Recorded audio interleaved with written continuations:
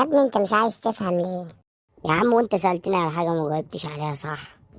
ده انت كل اجاباتك غلط. طب اسأل يا حنكش. ماشي يا حمود، طن الحديد اتقل ولا طن الورق؟ ها هو ده سؤال؟ طن الحديد طبعا. لا ناصح يا ابني، طن الورق هو طن الحديد، ده طن وده طن. يعني انت عايز تجيب الحديد للورق يا حنكش؟ طب فكك من دي بقى يا حمودة. فكيتني. طب ايه هي الحاجة اللي انا لو ضربتك بيها ما توجعكش؟ شبشب امي. يا حمود، يا حمودة شبشب امك ده الوحيد اللي بيجي يرشق في وشك في قفك في اي حتة بيوجعك.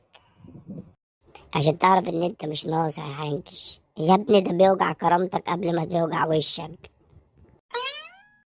تصدق عندك عقل، ده بيوجع كرامتك أوي يا جدع. بتفضل كرامتك تنقع عليك طول الليل، مش كده؟